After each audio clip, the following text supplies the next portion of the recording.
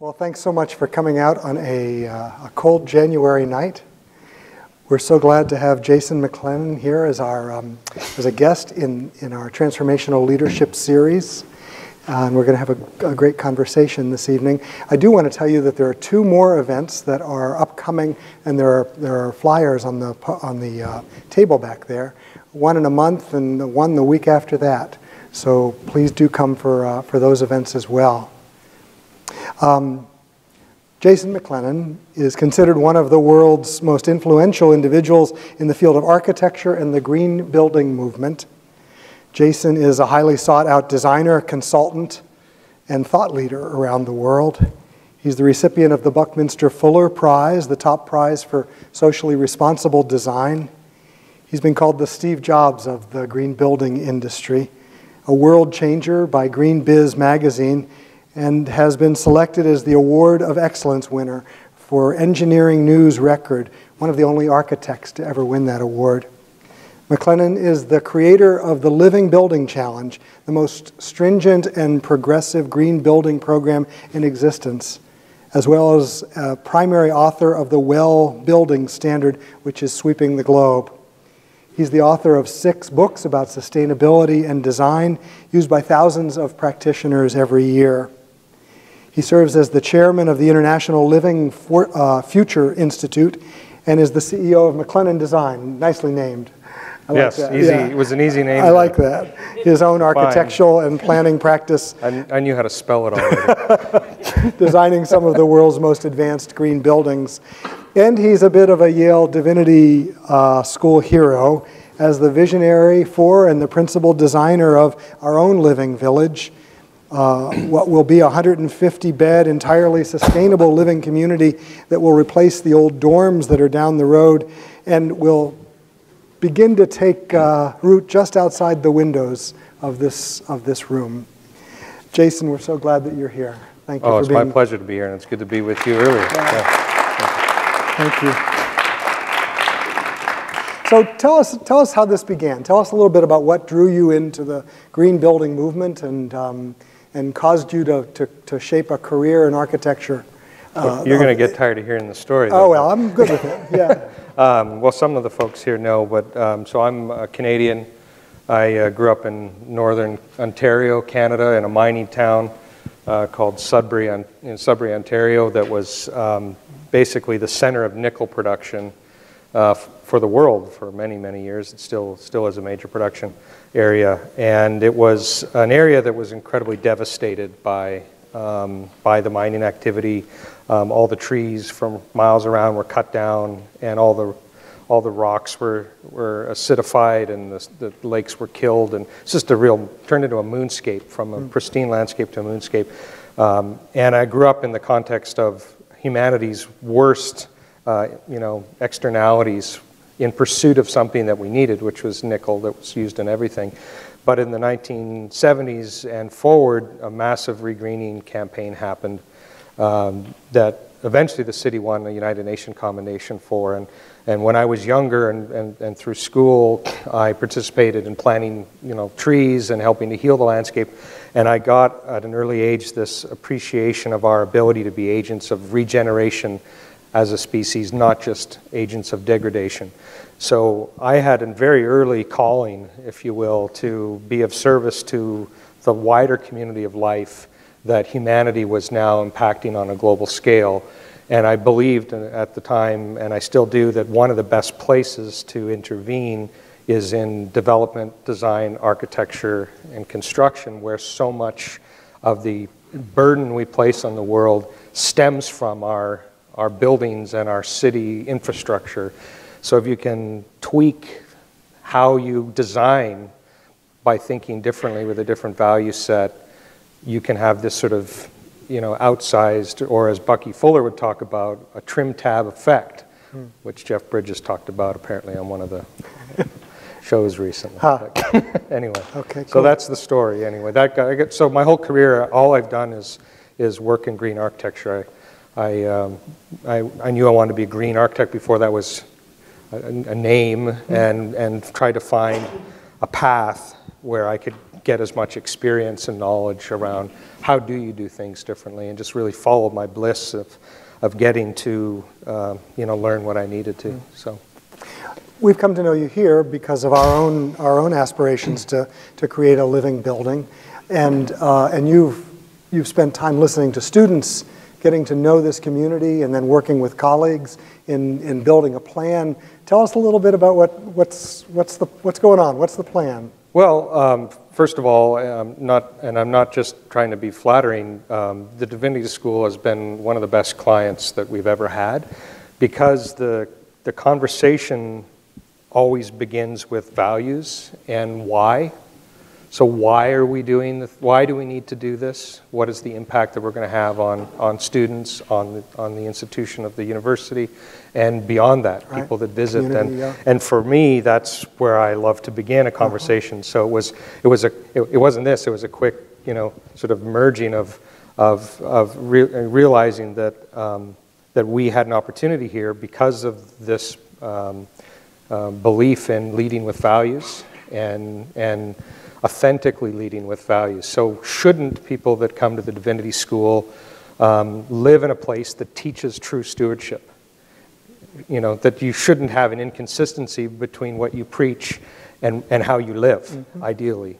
And so how do we create a place for students to live that is healthy to be in, that is functional for sure, but doesn't have the kind of legacy on resources, on climate, on you name your issue that buildings impact. How do we in fact do buildings that are not merely less bad versions of what's out there, but really good versions, like that makes the world better? So that's the aspiration. So what we're trying to do is build dormitories for students for hopefully the next 100 years or more. We hope to build some classroom space, 2 chapels, a multi-faith small chapel and a larger Christian chapel, and that's the idea. And we're having a lot of fun along the way. We're replacing dormitories that were built at the end of World War II, and they were to be there for, I don't know, 10 or 15 years, and they are still our primary dormitories. Yeah, so it'll certainly be welcome. Do you have pictures? I have some schematic renderings that I'll show people pretty quickly, because things are still in flux and we're still designing. But the idea is that we're building buildings that are going to be powered by the sun with renewable energy, that use rainfall as its primary water source and treats the water, that is healthier, free of what we call redless chemicals. You can see that's the room we're sitting in now in the background with the windows. Yep. So it'll be built right out there and down the hill. In many ways, what we're trying to do is bring life to all sides of the campus. Right now, the facilities we're in is very much focused inward, and we're trying to also create a message of connecting outwards, be more inclusive, and really create an environment that's good for all the students. In fact, specifically creating amenities that the students lack right now, and so that people want to come here and spend time, and so we're exploring all sorts of different spaces that will house activities that the students need.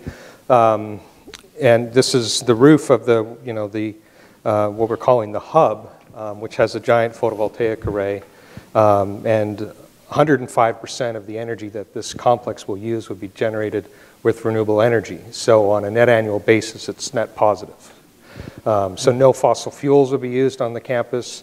We're going to be treating all the waste. We're going to have a combination of composting toilets and water treatment systems that won't be putting a downstream burden on taxpayers and citizens in New Haven, but in fact will take care of its own waste, which is kind of a lesson that people need to learn when they go out in the community. Is what we should have learned in kindergarten is clean up your own mess.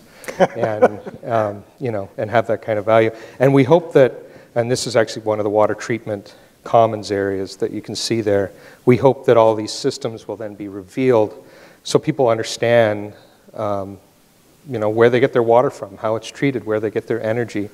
And ultimately, we're putting out there some very interesting and different ideas around sacred space that connects people back to the natural world and celebrates all of creation, if you will. So that's the idea. Yeah, that's wonderful. So this is a rendering. It's not built yet. It's not out there. We can't go sit there. So it's a pretty radical design. Let's talk about so these are leadership conversations that we're having as a part of this series. Let's talk about the kind of leadership that moves one to create change, to create the change that we seek. You have called it a three-quarter baked philosophy of sharing one's unique vision. Yeah. Well, I'm a big believer that all of us have inherent genius, and we have an opportunity to share that. But too often, especially grown-ups, children innately want to do this until it's sort of beaten out of them in some way by society or by teachers or whatever. And so I'm always trying to encourage people to get their ideas out and to not wait till they think it's perfect. And so I have a few slides that I'll show here. So don't waste your life chasing perfection. So I bet there's people, there's probably people in here that are musicians that are working on a composition, or writers that are writing a book, or designers designing something, or who knows what. And they're holding it close because it's not good enough, it's not ready. Yeah. And that's a real problem, I find, society-wise, because we're missing out on so many things. And so I like to poke fun that I have a bone to pick with perfectionists, and I mean that in a positive way. But so often we're so afraid of rejection and failure. And we were talking about in the class before we got here about the importance of failure and the importance of learning from your mistakes. And the only way you can do that is to get up at bat. The only way you get to be a better batter is to get up at bat and strike out a lot. It's the same with anything in life, is you have to be willing to put yourself out there, and then you have to be willing to not be attached to it. You have to be willing to accept the fact that your novel might not be very good. And that is information that you need to know. Right. But it's also maybe in fact quite good, but just needs to be a bit better. And so this notion of trying things, and as a leader, because we're talking about leadership, be willing to put yourself out there, be willing to get people to move forward with you before something is perfect. This is kind of a funny slide. Is really the heart of this philosophy that I talk about, which is the three-quarter baked philosophy. So why do I call it the three-quarter baked philosophy? And so it's not fully baked. It's not fully baked. You think about it when you think about cookies. Now, I'm a big believer in warm cookies out of the oven that are not quite, fully. If you wait till they're perfectly cooked in the oven, they end up getting overcooked. Right. And so you want to take them out, and they're still gooey. But the universe is finishing the cooking process, right? And you can, there's this idea that what people need to begin to cultivate is not that they have to get something perfect or keep working for that final amount, but to get it just right enough that there's coherence to it, that there's clarity enough that people will understand what it is you're trying to do, and then being willing to give the gift to the world of what you have. And if you take that spirit, your output, quadruples or it's tenfold output that you can have, and then the feedback that you're able to get to make you better at everything you do also magnifies. And that's a really powerful thing. Cooking asparagus is a great metaphor. If you cook it too long, it turns soggy and limpy, and you got to, either you're plunging it in ice water or you're taking it out while it's not yet ready. Right. So what I'm not saying is put out crap in the world, because that's not helpful. It's not good for you, and it's not good for anybody else. And the world's full of half-baked ideas. So this is not about not having excellence in mind, but it really is this three-quarter moment in life as a philosophy that I have. And that's really important, I believe, in with leadership, is that you can't lead somebody with half-baked ideas. Right. But if you wait till your ideas are fully baked, you're fooling yourself that you will ever have the talent to make something fully baked. The genius lies in the community. We make it perfect. But it is individuals that can bring the germ of something. And a committee can't do that either. So that's the juxtaposition that we're talking about in the class that we're having. So anyway, I went too long on this topic. It just strikes me that we wait because it's so risky to expose ideas but to what? That are not quite there. Mostly to our ego. To our ego, right. Yeah, mostly to our ego. We want fully baked hard cookies. Yeah. I mean, we don't, but that is certainly the safer place to be, isn't it? Yeah, so anyway, that's the philosophy. And we're also setting up tomorrow's class. We're doing a class tomorrow that's building on some of this stuff. So let's talk about beauty and design. Let's talk about the place of beauty and design and being an agent of change. I mean, you get to work in that world of beauty, and obviously in design.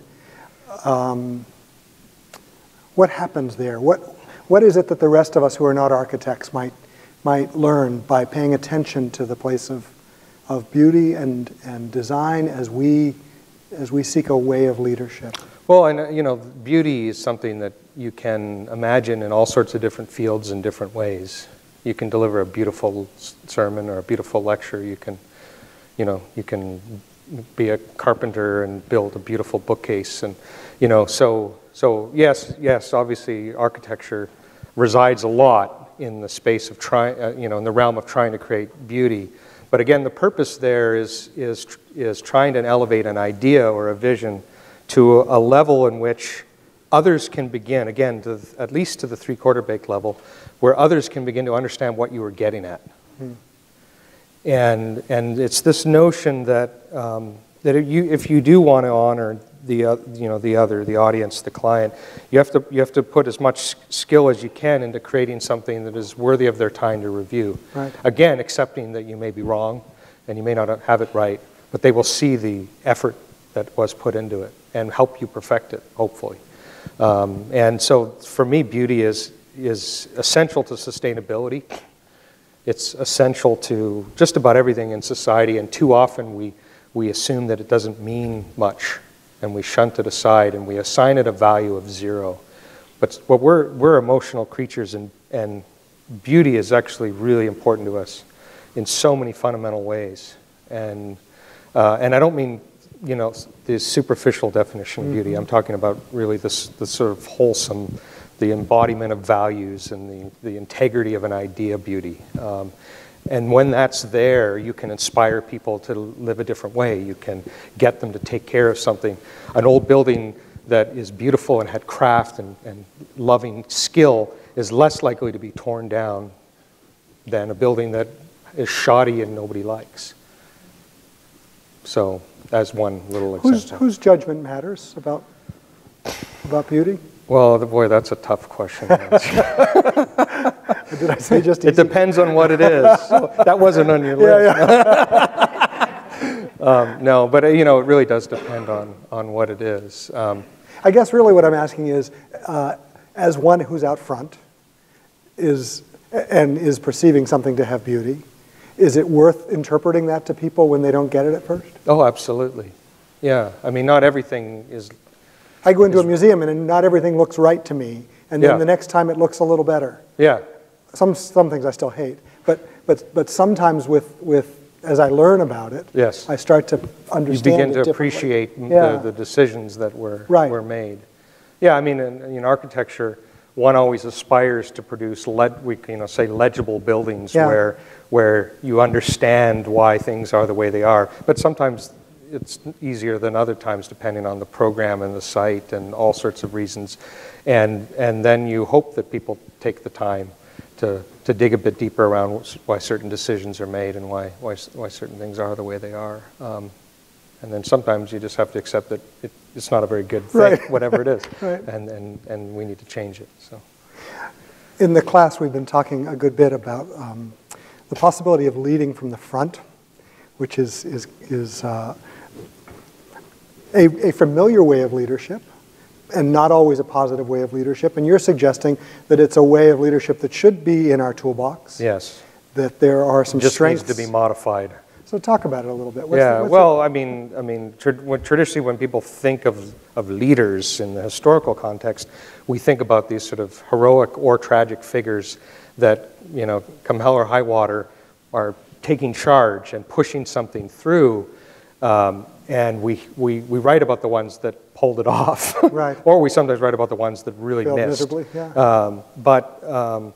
The truth is we need all kinds of leadership. As obviously we talk about, we need servant leadership, we need consensus leadership, we need, and they're all in service of something. Leadership isn't there just for its own sake. What's that? What's the point of that? We're all in service of something. And so in a similar way, I really believe that you have to, in order to achieve a particular outcome that you're trying to achieve, if it's architecture, it's a particular building within a particular budget and a particular set of constraints, or if it could be something else, it could be an organizational leadership issue, that you have to quickly assess the type of leadership style that is going to be the most effective to reach that particular aim. Mm-hmm. And so that's really what I'm talking about. And so what we've been talking about in the class is this idea of a lot of people that are in faith communities have grown, and or NGOs have grown distrustful for good reason of an authoritarian leadership style, and with very good reason. But there are times when somebody does have to step up and take charge, but how you do it does matter. And you don't do it by isolating the people around you. You don't do it by stepping on their humanity or stepping on them as individuals.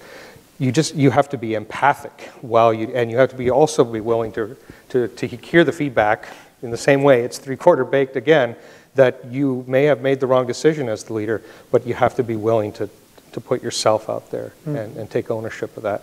And sometimes that's the most effective way forward. Again, sometimes not, but I'm putting out there this notion that it is an important toolkit, tool in the toolbox, not to lose sight of. I think we were talking about it in light of things like a green building movement, where you're pushing people to think about ways that they've not thought about before, that are going to be more challenging, perhaps. Well, and yeah. The payoff is not immediate. So the Living Building Challenge that I created wasn't for me a very strong example of this, where I was told by so many of my peers that I was wasting my time. Well, it was illegal when I wrote it. It was illegal. It was too expensive. It was, there was all these barriers, and I knew that I had to create at least a three-quarter enough baked vision of what I was wanting to see, and without having to dilute it, water it down, please everybody, I needed to get that out in the world with enough clarity that others could say, oh, is that what you meant? If that's what you mean, then sign me up. And other people would come out and say, if that's what you mean, I'm against what you're saying. And that's good to know, too. It's good to know who's... Thanks for being clear. Yes, thanks for being clear. And so that's really what we've done with so many of the programs at the Living Future Institute, is we've been very provocative as an organization to say, we've identified a missing link in our universe that is causing us to have great environmental or social harm.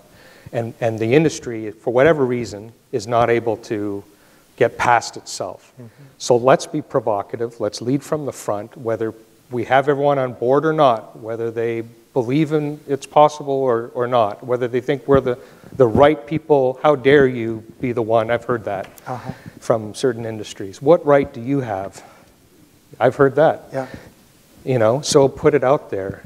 And the beautiful thing that happens, again, part of this philosophy, is it's kind of, I was talking to one of the students a little bit about this, is that when you authentically and with love put something out in the world, that others will reveal themselves that are there to help bring that vision. That's part of the going from three-quarter baked to fully baked.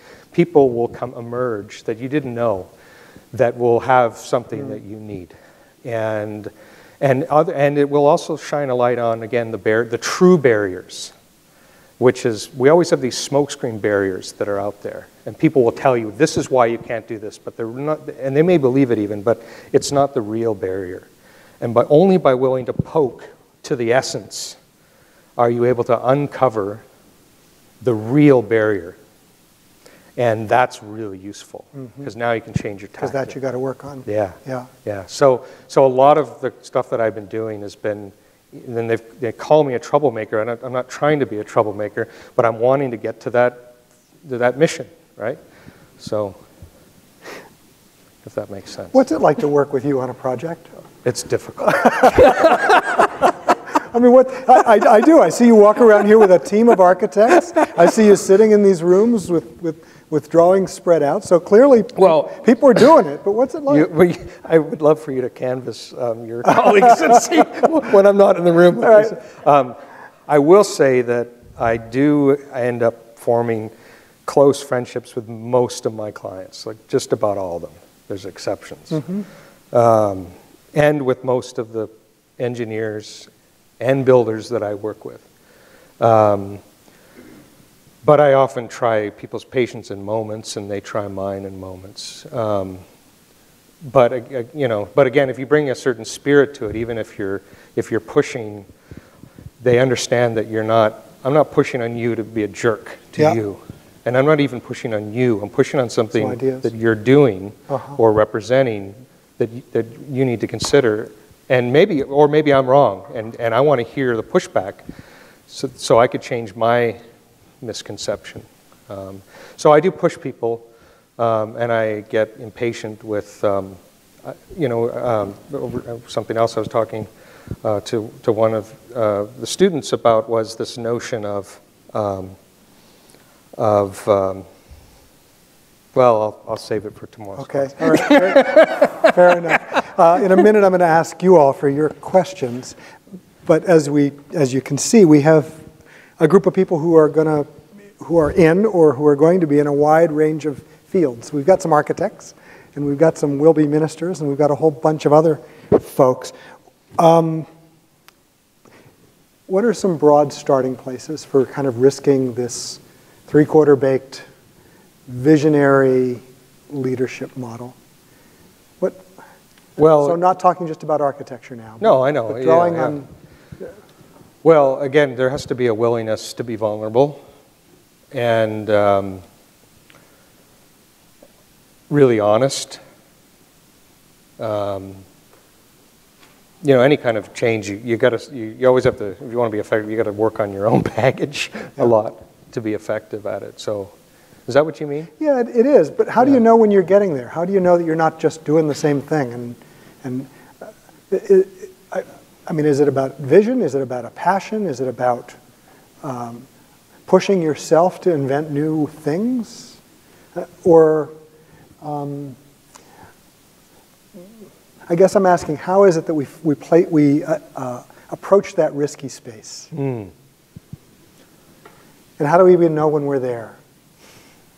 Well, people will give you feedback pretty quickly. We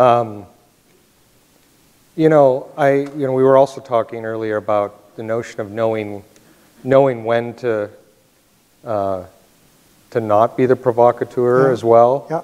So I'm not advocating that everyone's a pain in the butt all the time. Sure. You need to save it for when it matters and when it's important. That was something we talked about, which I think was a wise comment that was brought up in the class. And there's so many things that we all do that I know that people here do that work on that is of real importance, and that it really affects the lives of other people or the environment, and that's when we can't be complacent. That's when we have to speak up. That's when we have to put our own personal stuff, as much as we're able to, aside in service of affecting that thing, and really not sweating the small stuff, and not picking on things that really don't matter, and sometimes shutting up and letting people do whatever the heck they want to do, because it's not part of that. But the moment something really matters is that's when we need to rise to the occasion and be willing to say what needs to be said, I think. In class, we talked a little bit about what is it in your in your life, in your work, that you really, where you want to see change. Yeah. And what do you aspire to make change? What do you aspire to change? Yeah. And that's a challenging question, I think. Yeah. But it gets at perhaps where we feel like we need to come up with some new ideas. Absolutely. Where the thing that needs to be done is not yet being done. That's right. That's right. Yeah, I agree. Yeah.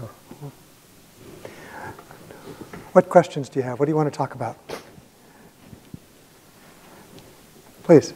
What are some of the, if you've been rejected or turned down for a contract, what are some of the reasons? Is it mostly financial, or is it occasionally sort of philosophical, or and you look back and see if someone else got a job, why was that?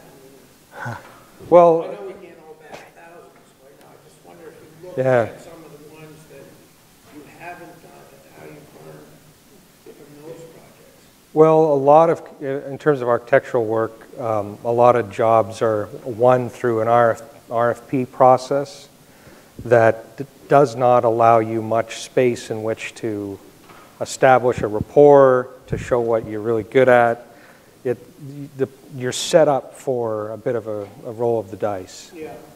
And so that's part of it, is that I've lost jobs where I had, just a few minutes to make a case with people I've never met before, in a place that I only just came to. And that's not a very easy proposition. And there's always politics that you did or didn't know. So that's why, I mean, for the most part, as an architect, I hate RFPs. I hate this I like when, anyone would, I like when people call me. and they call you because you have put yourself out there. And it is part of that, and then they already know they share your values. And then you can have they may not be ready to hire you yet, but now you have a different kind of conversation that's much richer, more fulsome. But a lot of certainly any work you do in higher ed or any government work has to be done in a fair and equal process, which gives everyone equal opportunity to fail. And, it is what it is. So you try your best to learn tricks and ways. And it really, I mean, my team is next week interviewing for a job, and I have to be somewhere else. So they have to explain why I'm going to be the best lead designer for them, but I couldn't bother to show up for the interview. And it's not because I couldn't bother, it's because the RFP process set up a time without asking anyone what their schedules were, of course, and it's just the way things are done. It's like, this is the time, and it's by the way, it's next week, and it's at 2, be there. Well, I'm already in another country, so at that time. So that's kind of, my chances of winning that commission have just dropped to, 10%. If it was 30% before, it's now 10%, because they're going to say, well, your lead guy isn't even here. And then my team has to say, yeah, but he's really nice, and you'll like working. And the other reason we lose commissions is because there's just also a lot of great talent, and there's just other people that are as good or better than you, and sometimes they beat you, and that's fine too. So, yeah. Thank you. Yeah, you're welcome. Yes. No doubt, as an architect, you work in situations where you're encountering both historic and present-day differential power structures. And if you're in a leadership position, if you're leading a project, helping people ideate about things, or ideating yourself and bringing something, how do you deal with that and elicit or resource people to understand their inherent genius, take responsibility for it, and engage with the process once you've presented this 3/4 baked idea? Can you keep speaking for a few minutes? Yeah. Or at least another minute? Sure. Just because I want to get to the essence of what you just asked. Yeah, sorry to be a little... No, it feels like a great question, but I can't, I'm honing in on it. Keep going. So just for an instance, I worked in the landscape architecture field for 15 years. Right. For whatever reason, I find myself working for a lot of Black-led nonprofit organizations doing work. Yeah. And oftentimes the people at the table who I'm working with really understand the issues that are facing their community or their organization. Yeah. Yeah. But they're not accustomed to necessarily having someone with white skin come up to them and say, what do you need? Or how do we get there? And so oftentimes I find like I understand a part of the problem, and I present part of the idea, and I say, great, let's discover the essence of this thing and flesh it out and bring it into being. How do you navigate that if that is something you encounter? And how do you draw out from people that genius that you were talking about? So what you're asking me is if you're meeting with a group that you don't normally work with, and they don't normally work with you, and so you have to build a common trust. Is that part of it? Or how is that dialogue established? How is it that you lead as you lead, but then you do invite the reflection, and that's what fully bakes the cookie? Yeah. So how do you get them to claim that role in the thing that you initiate? I can't get anybody to claim a role. All I can do is invite. Okay. And all I can do is model behavior. And all I can do is care. And beyond that, it's up to anyone else to show up or not show up on their, on their Is it time. clear? Would it be clear to me that you're making space for me to do that responding? That's what one should be trying to do. Yeah, maybe that's where we're trying to go. Thank you for leading me to the better answer. I don't know. I'm searching. But yeah, anytime an outsider is coming in, like I'm headed right now next week to the Middle East. Yeah. And I'm an outsider to the Middle East. Yeah. I've never been to this particular community. I believe in situations like that, and I've been put in all sorts of different situations like that in my career, whether it's different culture, whether it's different economic group, or whether it's whatever it is, a different geographic area, whatever it is. As an architect, you're often put in these positions. It could be that I'm going to meet with a group of physicians, and I'm not a physician, and what they might think, what do you know? You're designing my hospital. You do exactly what I say. I'm the doctor. and wait a minute, we have something to share together.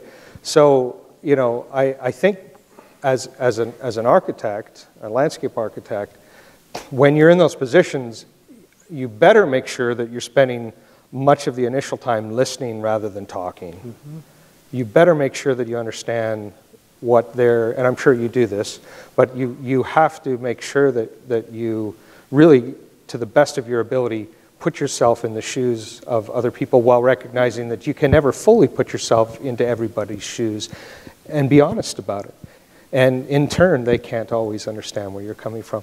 And what else can you do? But then I think that when you're trying to help any group with something like a building or a project, that all you can do is bring your authentic self and the passion for trying to make their lives better through this project, or the work better. And sometimes people don't believe you, and sometimes people think that you have another agenda. You can't help that. And other times you come to a great new understanding together and a friendship, and you together create something that is just what that community needed. But it certainly takes more work. It's easy, we were talking about this, it's easy to work for the choir, and it's easy to work for people that you already understand and that they already understand you, and we already are talking about, we're already halfway down the field. It's a lot harder when you have to define what the field is and what's the rules of the game.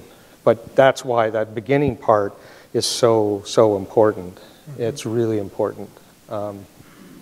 This is really just partially about architecture, isn't it? Maybe a little bit. Yeah, David. David, did you have one? Oh, I'm sorry.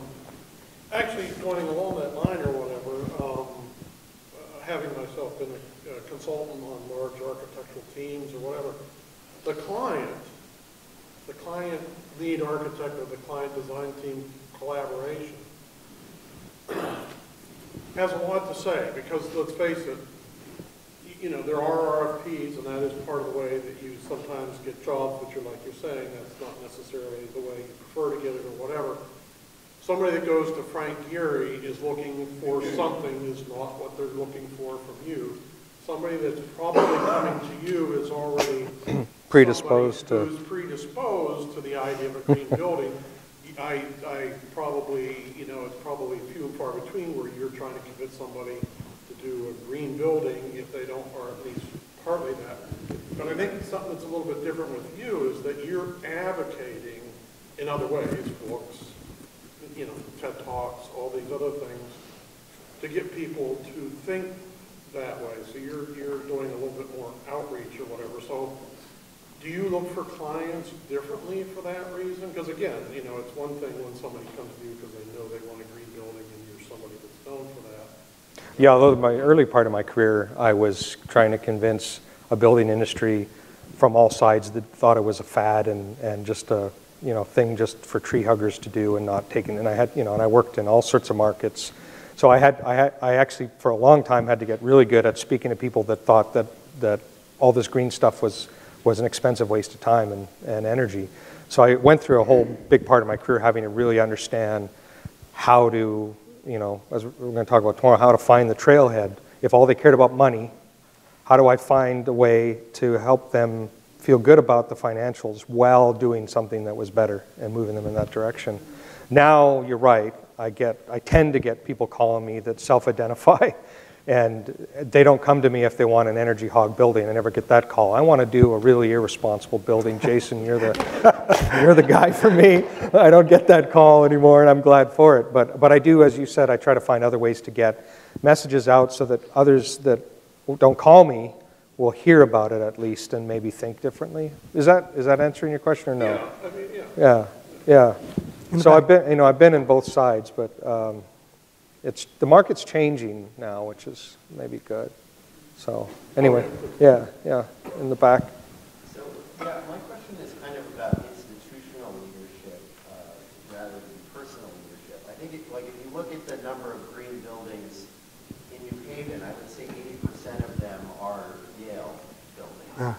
And I think nationally it's probably a slightly lower percentage, but it's probably like 50%, whether you're talking about LEED or some other form of certification. I mean, whether or not we think that's a good thing, I think it speaks to the importance of the reliance on some of these well-resourced anchor institutions.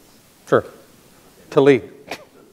You would expect Yale to lead. Social and environmental progress and addressing some of these things like climate change and challenges that society faces. So, I mean, how do you think of the role of the university? Oh, well. Its responsibility in addressing some of these Yeah. challenges? Well, it's a great leading question, but I obviously think that it's incredibly important for any institution with the stage that Yale has and the resources that Yale has to lead. If institutions that have the capacity to lead don't lead in these areas, then who is going to? And if they aren't the ones, there's this with so many things in life. It's really unfair that we expect those without money to be the guinea pigs. It's the rich that needs to be the guinea pigs. It's the wealthy institutions that need to be the guinea pigs and bring down the costs for everybody else. The people that need to invest in green buildings first should be those that have the ability to do it and bring the cost down for everybody else. That leadership is so important. Especially institutions that have such a bad history, a poor history of being innovative in design, in closing walls off to a city. I mean, in a place like this, the responsibility is even greater. I mean, Yale has led in areas of design in huge ways in some ways, architecturally. So it just depends on the perspective. Yeah. But yeah. One of the interesting things about this project, I think, is the openness that is in the design, acknowledging that it's part of a neighborhood, acknowledging that it's part of a city. And I guess I'm saying significant parts of Yale have been the antithesis of that. Maybe so. Yeah. So fix those too while you're at it. I just realized that we've been given Ben & Jerry's a free commercial. Oh yeah. So I'm going to go back to good call. Go back to asparagus. Yeah. Please. You mentioned Buckminster Fuller. Can you name some other influential people who have inspired your thinking, or places as well? Yeah, this is another thing that I had a side conversation about is I'm a relentless pursuer of mentors. And I've never been afraid to ask for help. And that was one of the greatest gifts I think my parents taught me, was that it's okay to ask for help and it's okay to not know. and it's okay to go get the answers you need from somebody. And boy, is that a great way to jump faster to what you want, because they've already done the hard work and they can teach you. So, I still have many mentors that actively I call and seek counsel and advice for. I've been very blessed in my life to have had some amazing mentors. I had a wonderful, family supportive network, from my parents to my aunts and my grandmothers. I had a really wonderful role model in my father, and then I had a whole bunch of women that were really influential in my life, which was a really great thing. And then professionally, I got to work with a gentleman named Bob Berkebile, who was my great professional mentor, who was a student of Buckminster Fuller's, and I'm going to talk about him more tomorrow. So for 10 years, I got to, eventually became his partner, but I started out really low on the totem pole and worked my way up under his tutelage, and he took me under his wing. And a whole host of, one of the great things about the green building movement, which you might remember as well, because we were talking a bit, is that there are a lot of great people in the green building industry that are very willing to share their time and their energy and their thoughts. And so I've spent great amounts of time with Paul Hawken and Sim van der Rin and Pliny Fisk, and you may or may not know these people, but these in our movement are just wonderful leaders of thought that have been very gracious with their time, and that have been willing to say, you need to think about this differently, Jason. Or, here's what you should think about. Read these books, or whatever it is. So. Thanks for that question. I just have a question about the development of the Living Building Challenge and some of the issues that you might have confronted. I run a social enterprise, and one of the challenges that we see when you're bringing this ecological vision to people that's so deep with the sustainability is that it's really hard for people to grasp the magnitude of the impact. If you go to a place like Yale, it's one of our first living buildings. It's fantastic. It's a totally different level, though. Like, it's totally a different level from LEED, from Sustainable Sites Initiative. It really is systemic, and it's profound. I agree. Like, you're trying to do that on the scale of, 35 plus properties at a time with regenerative real estate, essentially, and land use planning. Perfect assignment. Yeah. So it's... When can I get started? So. Well, I'll come to you. Yeah. That's the way to get a client, by the way, not an RFP. Anyway, but I'm being funny, but. How do you deal with that? How do you explain the magnitude of impact of these things impact, social welfare, childhood development, health, and when you start to rattle it off to people, either they're donors supporting the construction of these buildings, or philanthropists or the building owners themselves, like I have found that they just are like, this is too much, and they just want to see like a thing like kind of like this $50 plus. Have you taken them to some of these places? No. So I might recommend that, because I understand what you're saying, and that's sometimes tough. But if you can spend some of the capital, the human capital that you have, or the chips you have with them, is to bring them to one of these places. And that's the power of demonstration projects, which we were talking about. And that's what I think the power of this living village here on YDS will be. It will be a great place to live and work. But you mentioned the Omega Center, for example. That's a great one, and not that far from here, in upstate New York, but not that far from here. And there are these living building projects. When we were getting ready to do this project, Greg, the dean, and Jim and Sandy came out to Seattle, right, and toured some living buildings and saw and then felt what it was like to be in a different kind of place. And there's so many people that need to see something. Words only go so far. And so that's what I would maybe recommend in your particular cases. bring them on a road trip, of some kind if you can. Virtually if you have to, but there's nothing like, in that particular project, since it's a wastewater treatment plant that they also do yoga in. So it's kind of a cool thing that you go into a wastewater treatment plant and they ask you to breathe deeply on purpose. And it's, this ecological system, I'm telling you stuff that you already know, that treats sewage and makes it into an asset. And this ethos that society shouldn't have anything ugly, that is something we want to hide and not celebrate, that treating waste is actually a very important element of a community, and what an opportunity to teach students about biology and ecology and water systems and hydrology and energy, and why not do yoga in this building, and why not paint paintings in a waste treatment plant if it is in fact as great as this one is, that doesn't smell and butterflies can fly around inside. So I'm painting a picture, but you got to go there and see it. And that's what we want to build here, is we'll have that same kind of system in these buildings, and we're going to have all sorts of things. And people will go, hopefully they'll come here and they'll say, have you been to the Divinity School lately? Is what we want to see happen. Right. And why would I go there? You have to go there. And that's what we want. And then they go there and they change. That's the idea. So thanks for that. And good luck getting people there. You have sketched out a really fascinating spectrum for us between kind of the LEED certified less bad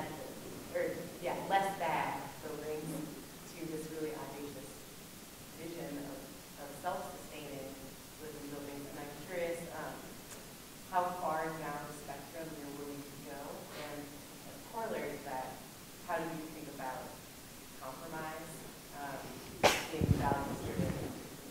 Yeah. So the practice that I've set up, we try to do as deep green as we possibly can. Sometimes we aren't able to get our clients to do the whole thing, but we get pretty far in everything that we do, and that was by design. I didn't set up a practice where growth of my firm was the goal. It was the quality of the work that was the goal, and we're whatever size that will sustain. So that's a different thing. And there's not enough of these living buildings in any one place, which means I have to travel, and it means that we're a certain size and that kind of thing. But that was my own choice. I think we all need to be doing whatever we can to move down the field, if you will, towards. I don't know why football metaphors come up. I'm not even a football fan, but it's really convenient as a metaphor system. But so moving down the field to the end zone, if you will, whatever. What I really am trying to get is people to think differently and about what's possible. So if I can get a project to be net zero energy, but I can't convince them to be net zero water yet, I still consider that a big victory because of the big leap that we took, at least in one significant area. And yeah, so it means that I want them to do it all, but I also have to compromise. I'm just not as good at compromise as some people, maybe. So. On your website, I was just reading about your company also gives out social justice labels. I was wondering if you could speak more about those and how. Well, the Institute does. My company doesn't. Yeah. The Institute, nonprofit that I founded, I'm now the chairman of the board, but I'm not an employee. The Institute nonprofit does the Just label. Yeah, but keep going. I was wondering if you could speak more about the Just label and also how quickly a company's improved as a result of that evaluation. Yeah, so the Just label is one of my favorite programs. And it's based on the notion that transparency has its own power of creating change and just daylighting things. And so it started because I had created basically the missing nutrition label for building materials, which we had created a red list of chemicals that we felt, and not just we, toxicologists felt, were unsafe in any quantity within carpets or fabrics, etc. And Declare is this program that you may have seen that is all about companies can, through the protocol, transparently disclose all the ingredients in their product. Just like if you go to the grocery store, you should know if your child's allergic to peanuts, if there's peanuts in it. We don't have that, or we hadn't had that in the building material world. So we created it. That was an example of, and that was one where people said, how dare you? And well, because we care. And if there's a better way, the world will tell us. So it was definitely three-quarter baked when we put Declare out. So then we had been, Living Building Challenge, I'm getting to your answer, I promise. Living Building Challenge, one of the requirements is for projects to really think about issues of equity and social justice in their projects. That's really hard, that's easy to say, really hard to actually do. And I became very frustrated that the green building community was talking a good game, patting themselves on the back, but nobody was trying to measure how we were actually doing in these issues and really doing anything about it in our industry. So I said, well, we've been having this success with this Declare label on transparency around materials. Why are we not, if I'm going to hire you as an engineer or you as an architect or you as a developer, I should care whether you treat your employees well. I should care whether you have pay disparity between your male and female employees. I should care whether you have policies that is supporting rainforest destruction, because I'm voting with my dollar when I hire you as an engineer. And so it's of service for me to know what you do in healthcare, in worker safety. So we have all these criteria where we researched sort of best practices, metrics from different places, and we compiled it into a social justice label called JUST. And any organization can get a JUST label. You can be a church and have a JUST label. You could be a university and have a JUST label. It's a protocol, and all you do is go through and see, based on the criteria, how you're doing, and then you disclose it to the world. And so what it does is it shows you, I'm not doing as good as I thought I was in these categories, and so now I know what I need to work on. And so it's a really great tool. It's had a slower uptake than some of my other programs, and I think there's a lot of companies that look at it, don't like the answer, and don't want to disclose until they get a better score. So we see a lot of interest in it, and it takes a long time for a company to be like, okay, it's good enough now, I'm not embarrassed. We're ready. And my company's done it, my for-profit company's gone through, and we're not perfect in our scores, but we disclose it, we admit it, and we challenge others to do the same. So I would encourage everyone to go to the JUST program, JUST label on the living-future.org website, and any institution that you are involved with, organization, you can use it to benchmark, and whether you disclose it enough or not is your business, but it's a great program. So thanks for bringing it up. Jason, thank you for your witness and for being with us and sharing your leadership. Oh, it's been my pleasure. For the work of your life. Yeah. Will you join me in thanking